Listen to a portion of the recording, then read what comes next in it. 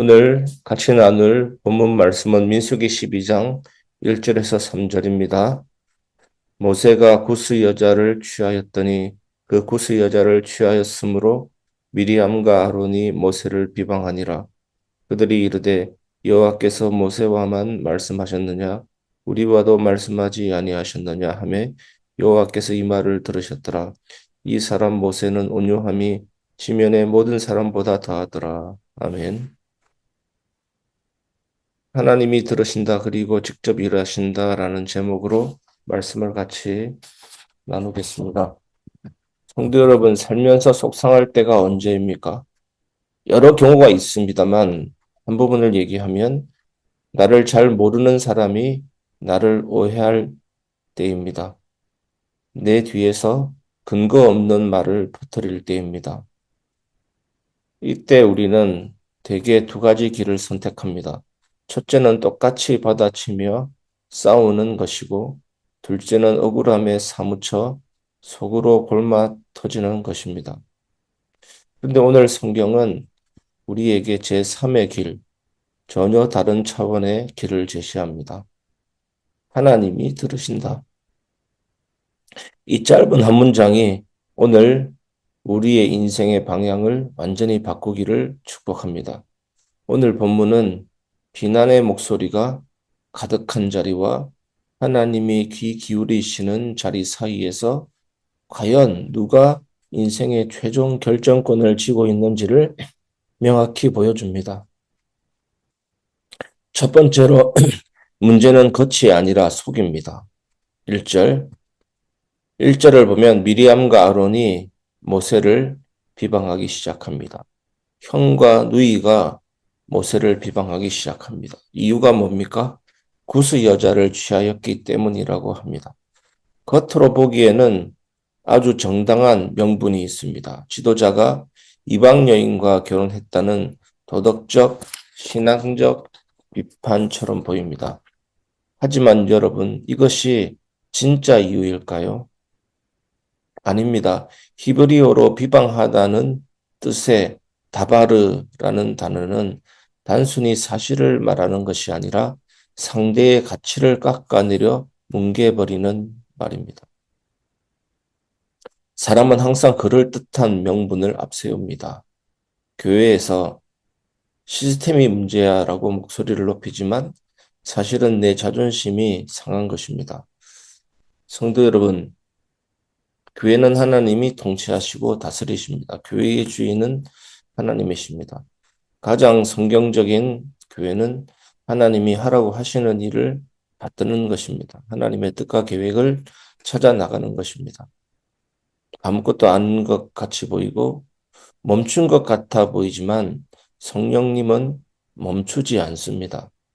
우리가 예배 자리에 앉았을 때 내 의식은 그대로고 나의 상태는 그대로인 것 같아도 성령님은 가장 깊은 곳에서 움직이시고 존재 자체를 건드리십니다. 빙산의 일각이라는 말이 있지 않습니까? 우리가 눈에 보이는 의식은 5%입니다. 빙산의 일각입니다. 하지만 95%의 속에 있는 상처와 좌절, 그 부분을 먼저 건드리십니다. 눈에 보이지 않는 부분을 건드리시기 때문에 예배 자리에 있는 순간 우리는 변화되고 회복이 됩니다. 나타나는 드러남은 우리 삶에 반드시 하나님이 우리의 존재 자체를 건드리시고 영혼부터 회복하시기 때문에 날로 날로 성화되고 변화되는 것입니다. 주로 성화의 어떤 기준 같은 것을 얘기할 때 좀 평화롭게 갈등 없이 사는 것을 말하는 것인데 아닙니다. 하나님이 모든 순간에 함께 하신다는 확실한 믿음이 성화의 놀라운 결과입니다. 하나님이 함께 하신다. 고람되어. 완전한 평화 상태는 천국입니다. 이 땅에서는 완전한 평화가 있겠습니까? 문제가 있고 갈등이 있어도 하나님이 함께 하신다는 생각 속에 온전하게 해석하고 이겨나가는 것이 세상이 줄 수 없는 평안함입니다. 세상은 돈을 주고 권력을 주고 자리를 줘서 아무 걱정 없는 상태가 평화라고 하지만 그런 상태는 오래 가지 못합니다. 돈이 없고 권력이 없고 위기가 오고 죽음이 오더라도 어떤 상황이더라도 하나님이 함께 하신다는 생각 속에 그 사실을 해석하고 인정하고 이겨나가는 그것이 세상이 줄 수 없는 평안함입니다. 성도 여러분, 내 마음에 누군가를 향한 불편함이 올라올 때 겉 이유에 속지 마십시오. 왜 내가 지금 불편하지? 내 안에 어떤 욕망이 요동치고 있지? 이 질문을 정직하게 던져야 합니다. 겉 문제를 아무리 해결해도 내 속의 시기심과 비교의식을 해결하지 못하면 관계의 그릇은 계속해서 깨질 수밖에 없기 때문입니다. 여러분, 십자가에서 비교를 끝내신 것입니다. 예수님의 피가 십자가에서 비교를 끝내신 것입니다. 모두 다 죄인입니다. 아무리 네가 옳다 내가 옳다 비교해봤자 도토리 키재기입니다. 의인은 없나니 하나도 없습니다. 모든 사람이 죄를 범하였음에 하나님의 영광에 이르지 못합니다. 마귀는 하나님을 공격함으로 죄를 짓고 우리는 마귀의 말을 믿음으로 이미 죄를 범한 원죄의 우리 인간의 본성의 기울어짐과 살면서 그 뿌리의 열매를 통해서 우리는 또한 자범죄 속에 있습니다. 우리는 날마다 하나님과의 방향이 벗어날 수도 있습니다. 하지만 예수님이 그 피로 깨끗하다 하셨고 우리는 날마다 회개와 믿음으로 온전한 기도 속으로 들어갈 때 하나님은 상대방을 바꾸기 전에 먼저 나를 변화시키십니다. 보는 눈을 바꾸고 마음도 녹이십니다. 십자가를 바라볼 때 우리 마음의 큰 고통이 사라지게 되는 것입니다. 두 번째 비교는 공동체를 파괴하는 독약입니다. 2절 비방하던 이들의 본심이 2절에서 드디어 터져 나옵니다. 여호와께서 모세와만 말씀하셨느냐? 우리와도 하지 아니하셨느냐? 여기서 핵심은 우리도라는 단어입니다.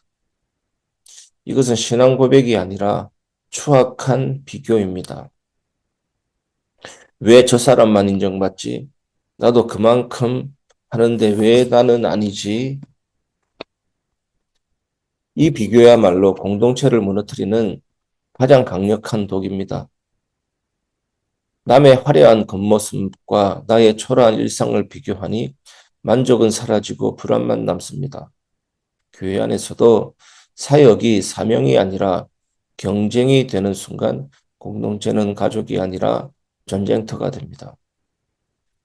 어제 주일 말씀을 전할 때 오케스트라라는 이 비유를 강력하게 전달했습니다. 오케스트라 안에서는 건북이나 심벌즈나 플룻이나 바이올린이나 똑같이 필요한 악기입니다.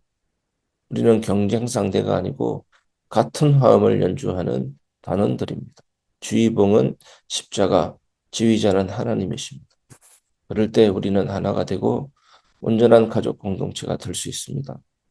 그런데 이때 성경은 아주 무서우면서도 소름 돋는 선언을 합니다. 여호와께서 이 말을 들으셨더라. 여러분 기억하십시오. 하나님은 우리의 거룩한 기도만 들으시는 분이 아닙니다. 골방에서 아무도 보이지 않는 곳에서 내뱉은 불평, 누군가를 깎아내리는 뒷말, 시기 섞인 한숨까지도 다 들으십니다. 하지만 동시에 하나님은 억울해서 말도 못하고 눈물만 삼키는 우리들의 신음소리도 가장 먼저 들으십니다. 배당에서 바리새인들은 주여 나는 저 세리들과 같지 않습니다. 저들과 같이 죄를 짓지 않습니다. 자신의 의로움을 강조하는 기도했지만 세리는 눈물을 흘리면서 주여 나는 죄인입니다. 라는 깊은 탄식을 말했습니다. 하나님은 세리의 기도를 인정하셨습니다. 우리의 가장 깊은 탄식과 간구를 들으십니다. 어저께도 성령의 은사 얘기할 때 방언과 방언 통역을 제가 말씀드렸습니다. 물론 중요한 은사지만 알아듣지 못하는 열마디만보다 알아듣는 한마디 말이 더 나은 것입니다. 어떤 사람은 마음으로 기도하고 어떤 사람은 영에 잡혀 기도하지만 성령에 잡혀 기도하지만 하나님은 우리의 가장 깊은 탄식을 들으십니다. 우리는 서툴게 기도를 드려도 성령은 완전하게 올려드리십니다. 세 번째, 온유함은 하나님께 내 권리를 맡기는 힘입니다. 3절입니다. 사람들이 공격할 때 모세는 어떻게 반응했습니까? 3절은 모세의 온유함이 세상 누구보다 더했다고 기록합니다. 여기서 온유함, 아나브라는 단어는 착해서 바보처럼 당해주는 약함이 아닙니다. 반격할 힘이 충분히 있지만 그 힘을 쓰지 않고 하나님께 맡기는 상태를 말합니다. 모세는 권위가 있었습니다. 한마디로 제압할 수 있었습니다. 하지만 모세는 침묵했습니다. 왜일까요? 나를 지키고 변호하실 분은 오직 하나님이라는 사실을 믿었기 때문입니다. 다윗이 사울을 죽일 기회 앞에서도 칼을 거둔 이유가 무엇입니까? 하나님이 판단하신다. 확신 때문입니다. 예수님이 십자가에서 끝까지 침묵하신 이유가 무엇입니까? 그 침묵은 패배가 아니라 하나님께 모든 것을 맡기는 가장 강력한 순종이었습니다. 성도 여러분, 혹시 억울하십니까? 오해받은 적 있으십니까? 내가 해결하려고 소리치며 싸우면 나의 수준에서 끝나지만 내가 입을 닫고 하나님께 맡기면 하나님의 수준에서 해결됩니다. 온유함은 아무것도 안 하는 것이 아니라 하나님이 일하시도록 자리를 비켜드리는 믿음의 결단입니다. 말씀을 마무리하겠습니다. 하나님이 들으시면 하나님이 움직이십니다. 말씀을 맺겠습니다. 성도 여러분, 사람들이 나를 향해 뭐라고 말하느냐가 내 인생을 결정하지 않습니다. 내 인생의 결정권은 그 말을 들으시는 하나님께 있습니다. 비교하며 스스로 무너지지 마십시오.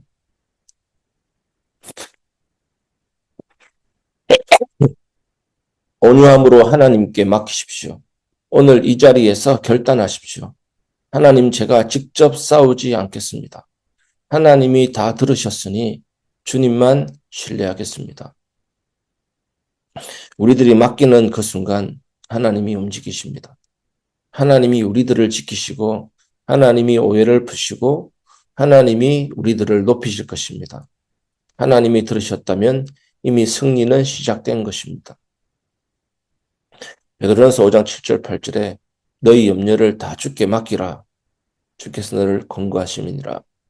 내가 염려를 잡으면 나의 염려가 되지만 하나님께 맡기면 하나님이 책임지십니다. 털을 견고하게 하십니다. 빌립보 4장 6절 7절에도 아무것도 염려하지 말고 오직 모든 일의 기도와 간구로 너희 구할 것을 감사함으로 하라. 하나님이 지켜주십니다. 마음과 생각을. 오늘도 이 은혜 속에서 여러분의 삶이 더욱 주님을 의지하고 바라보는 하루 되기를 주 예수님의 이름으로 축복합니다.